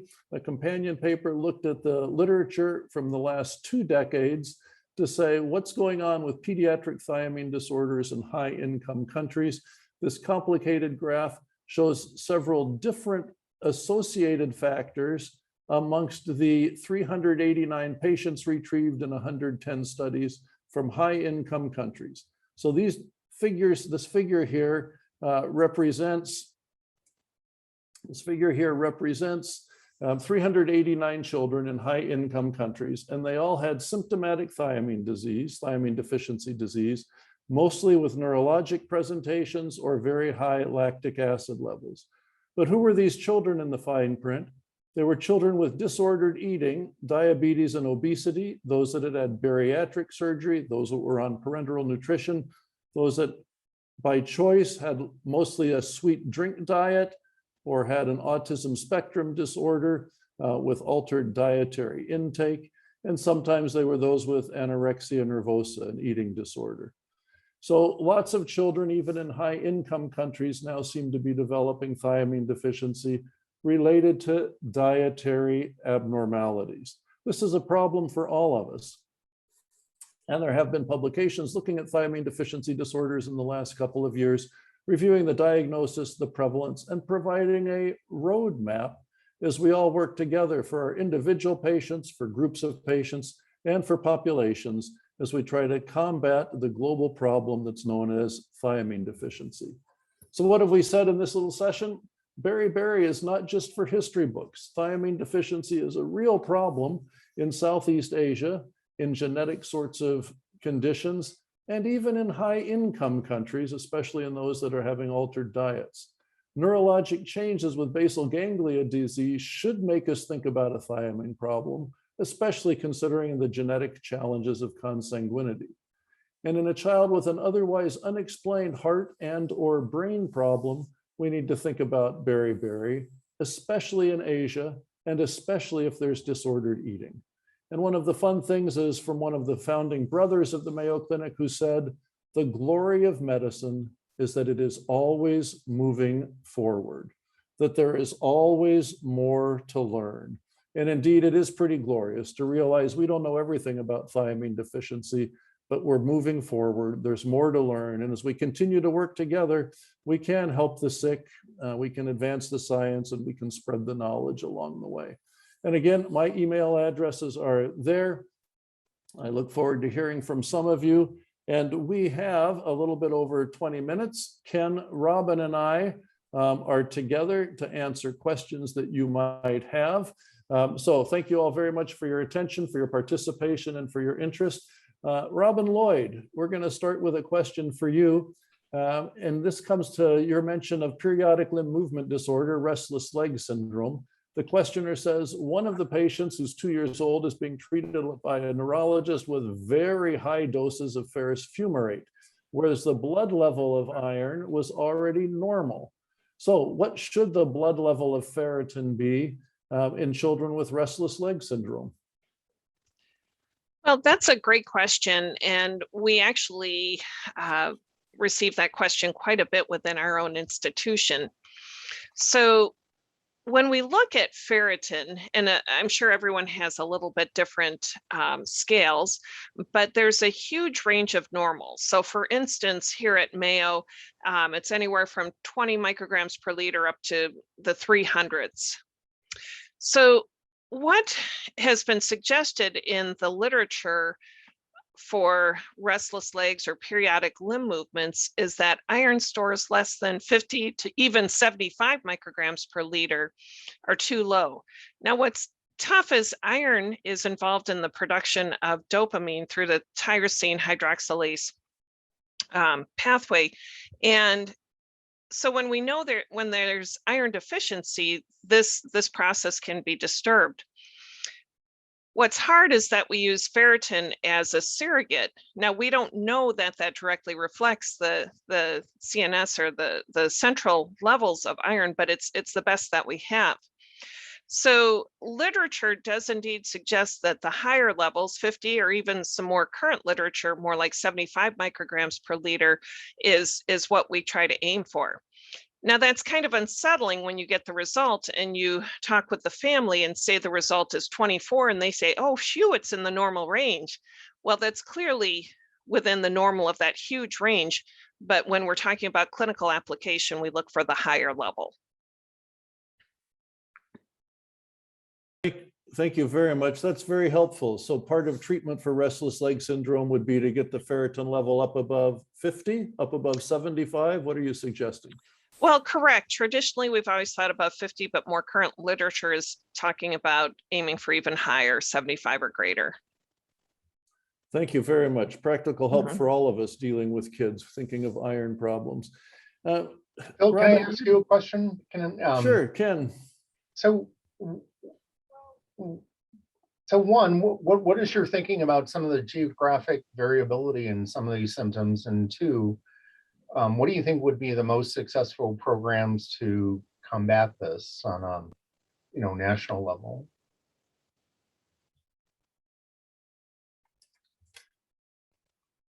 I am losing a little connection, I think. Ken, can you repeat that question? Sure. I heard part of it, something about geographic variability, and then I lost you. Yeah, my sense from your talk is that there is a certain geographic variability on how these children and adults present. And I wanted to know your thoughts on why that is. You've probably given this some thought and have some hypothesis for that. And then secondly, is what can a nation do about this? It's a great question, and we have the question, we don't have all the answers. And it was interesting, a few years ago, the Gates Foundation convened a meeting to say, is thiamine deficiency a big enough deal that we, the Gates Foundation, should care about it? And they decided yes. So they've launched a bunch of studies in Southeast Asia and in Africa, trying to figure out the answers to your question.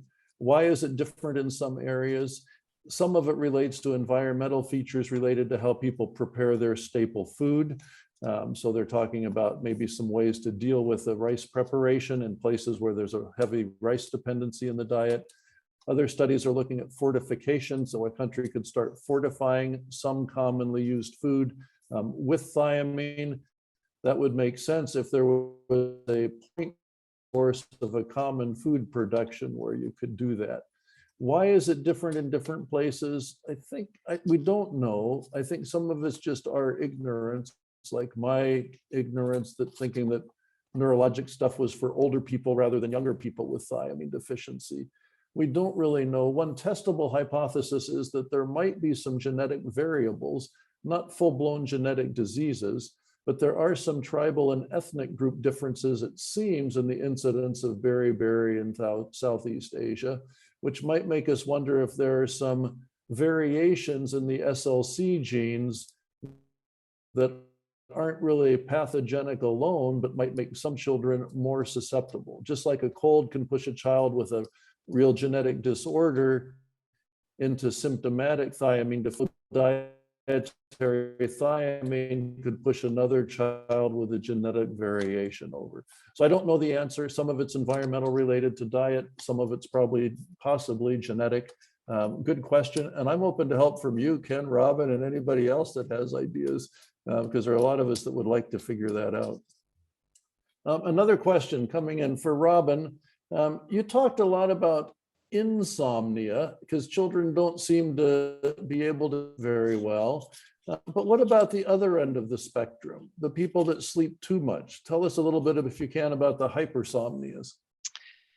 Well, that's a great question, and it's kind of a topic all in and of itself. So there are multiple hypersomnias that we can see in clinical practice and that we do see in sleep medicine. Of course, when we think about the four most common, we think about narcolepsy. So there's narcolepsy type 1, narcolepsy type 2, idiopathic hypersomnia, and Klein-Levin syndrome. So narcolepsy type 1 is narcolepsy with cataplexy. And cataplexy is that strange phenomenon where when a patient laughs, they go paralyzed. And so essentially they just lose all muscle tone. And in children, they can have more cataplectic faces where they just have drooping of the face. This is associated with orexin or hypocretin deficiency from the anterolateral hypothalamus. And it's still being worked out exactly why that deficiency occurs, but it's believed to most likely be an autoimmune mediated phenomenon. And this is a tough problem because, of course, it's a lifelong problem. And with this, the kids have, excessive sleepiness, kind of overwhelming sleepiness that can overlap onto different stages of activities and can really impair their lives. They tend to have more problems with mood issues, with weight issues, and of course the cataplexy can occur at times that are not convenient, especially say if someone's driving and there's a sudden change of emotion. Again, the cataplexy can be brought on by laughter, but it can be any sudden emotion. And if all of a sudden you go paralyzed when you're driving, that's not such a good thing. So this is an interesting problem that traditionally has required a series of testing, including the actigraph or some sort of objective measure of sufficient sleep opportunity. Because of course, when we're looking at excessively sleepy kids, insufficient sleep is going to be the most common reason that we have excessively sleepy kids. But that being said, if we're trying to sort out the hypersomnia, we try and do some sort of objective measure of their sleep-wake cycle, making sure they're getting sufficient sleep. Then we do an overnight sleep study to get a sense of the quality of their sleep to see if there's a primary sleep disorder that may be impacting their sleep. And then we do what's called a multiple sleep latency test, where it's an opportunity for kids to take naps. It's all per a protocol. There are 4 or 5 nap opportunities throughout the course of the day at set times. And we see if the kids fall asleep, how quickly, and then if they go into the dream state of sleep or REM sleep too quickly. And of course, that's what we tend to see with narcolepsy is early onset REM sleep. So this is, narcolepsy type 1 with the cataplexy, narcolepsy without the cataplexy. The idiopathic hypersomnia, basically kids can have very strong sleep inertia and fall asleep very readily. They tend to sleep longer. And then Klein-Levin tends to be a very rare episodic hypersomnia. Some people think of that as the sleeping beauty disease, where they can sleep for 16 hours a day and not be able to function. They tend to have changes in their mood, behavior, appetite, hypersexuality. There can be a lot of behavioral disinhibition during this time, and this tends to be episodic, whereby in between they're completely normal. And what's interesting is that most of the things that we just talked about, the narcolepsies, the idiopathic hypersomnia, and the Klein-Levin tend to present in teenagehood. What's hard is a lot of times people think, oh, they're just a tired teen. You know, they have the circadian rhythm disturbance. So it's very tough because you have to make sure that you're asking the right questions. Certainly we can see more mood issues in teenagers where they're depressed and they can be kind of more fatigued rather than sleepy. That's another big piece that we try and sort out. Are they complaining of being tired, or are they having this overwhelming sleepiness that just kind of impacts where they'll fall asleep at the drop of a hat? So those are the things that need to be sorted out, because they usually present in teenagehood, but oftentimes are not specifically addressed. The narcolepsies usually aren't diagnosed until the decade later, which is unfortunate because these kids can have significant impairment and debility related to this excessive sleepiness. Ultimately, the mainstay of treatment for the hypersomnias, aside from Klein-Levin, would be stimulants to try and alert the patient to make them more able to participate and not be so debilitated by the sleepiness. And then there are medications to help treat the cataplexy as well.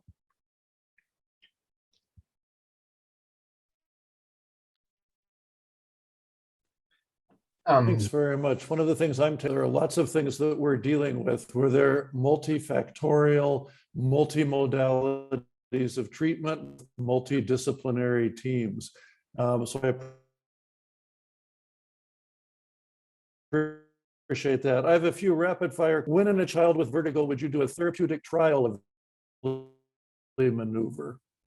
A therapeutic trial of? The Epley maneuver. Oh, to try to rearrange the semicircular canals, even if they're not the typical adult. Sure, there's not much downside to that, and that'd be well worth it, you know. And so sometimes it does take a few days to see an improvement with that. You know, if you did that, I would encourage them to do it for at least 7-10 days, see if there's a benefit. No downside. I don't see a downside. Very good. Another quick question for you. Visual snow, that's kind of a weird thing. What is it, and does that relate to dizziness? Yeah, you know, headaches and dizziness and visual snow all seem to go together in the same patients and POTS as well. Visual snow is not a well understood phenomena. It tends to occur typically in teenagers, often in teenagers who have chronic pain such as chronic migraine. And it's like you're in a snowstorm, or if you're on a very old-fashioned TV set where you see a lot of static in your vision. And it's unclear exactly how it should be treated. Rarely, there are some patients who respond to anti-seizure medicines like Lamictal or topiramate. But typically, it just responds to, if it does respond, it responds to time. And there is a wonderful patient website called Eye on Vision. And if you go to that website, it provides a great deal of information about visual snow. Thank you very much for that. I'm also realizing, listening to the two of you give your great presentations, that there's a lot of overlap here. Ken, can you mention what the overlaps are with sleep disorders and headaches? Yes, you know, I think our sleep doctors here roll their eyes when they see a patient come from me, but it's sleep problems are fairly typical in people with chronic migraines, and probably about 2/3 of our patients with chronic headaches will have difficulty with sleep. A lot of times, as Dr. Lloyd mentioned, it's a circadian rhythm disturbance in the teenagers. But if you look at younger migraineurs, there seems to be a higher incidence of sleepwalking and other parasomnias in young migraineurs. And so typically what I say to patients is that the sleep problem is not causing your headaches, it's not causing the migraines, but it's a modifiable factor. It's something you have control over. And whatever you can do to improve your sleep will likely improve the control of your headaches and your anxiety and other symptoms. And certainly sometimes that is easier said than done. It is hard for a lot of these kids to go to sleep on time. And in the United States, the average teenager in the United States gets up at between 6 and 6:30 in the morning, and some even earlier. So if you're going to bed at midnight and getting up at 6, you're not getting enough sleep, and that causes a lot of difficulties. Thank you for that. Talking about sleep disorders, Robin, you mentioned some things about behavior modification. I understand that for what Ken's saying about the teenager that needs to change sleep behavior, but whose behavior are you trying to modify with the infant sleep problems? Well, that's a great question, Phil. And the way you're asking it, it sounds like you may be implicating the parents a little bit. And so I have a joke with parents who I feel can take it. I say, your child has you well trained. And there's something to be said for that, because oftentimes the parents are well-meaning, and that's what we always see, is that the parents, they're well-meaning. There are a lot of things that go into the development of these behavioral insomnias, especially the sleep onset association. I mean, they just love their baby. They want to hold them and treasure them. And maybe they've been at work all day and the child's been at daycare all day, and they have that little chunk of time to spend with them. And they just want to have that quality time. I've heard that a lot. And what's tough is I try and encourage parents not to have quality time in the middle of the night. That's not good for anyone, and that the quality time really should be spent during the day. One way I try and frame this to help parents be accepting and realize how important it is that it truly is a gift if you can help the child learn how to sleep independently and help them learn the importance of self-regulation. Because not only is that important in sleep, but it overflows into other areas. And what happens is that there can be things that interfere with that process, which is understandable, but sometimes the parents have to have that realization that, okay, yes, they were hospitalized for that day or two when they were 6 months with RSV, but you know what? Now they're 3 years old, and it's important that we set these limits, that we establish these practices, because kids do so much better when there are limits. Because sometimes parents, they want to be with their friends. They don't want to, cause any hardship or strife between them, but unfortunately the kids just don't do as well when the limits are blurred. And so I try and present it in a way where this is a gift you're giving your child. It's going to be something that helps them not just with sleep, but also be able to acknowledge limits, be able to self-regulate, and it'll help the family in the long run, where the family learns that, yes, indeed, limits are important. Sometimes it's extremely difficult, and we have them work with parent-child interactional therapists. It's amazing how things can be so slippery, and sometimes I'll see some behaviors that I think, oh my gosh, if the parent doesn't know that the child kicking and biting and throwing things at them and calling them names while they're awake, that's not good behavior, then how are they going to be able to manage these behaviors around sleep? And so sometimes we need to bring in extra help with people who can help with parenting abilities. Thank you very much. That was useful for sleep disorders and for life. We're almost at the very top of the hour. We're going to have to stop, but in just a couple words, Dr. Lloyd, a final question just came in. Are children that sleep less than others in general smarter than others? Or is that just something doctors to say to make parents be patient? Boy, that's a fun question. Yeah, so I think that is a loaded question, because we know that in looking at the literature, as I mentioned before, when we look at the healthy sleep duration in childhood, we know that kids who are short sleepers, there are actually some good studies out there looking at kids when they were infants and trajectories of sleep and behavior and development over time. We just know that kids do better if they have sufficient sleep. And there's no doubt that some kids are more challenging and these challenges come out around sleep. But in general, we absolutely recommend getting sufficient sleep. Excellent. Ken Mack, Robin Lloyd, thank you very much to all the participants in the live stream and to the hosts behind the scenes making this work. Thank you.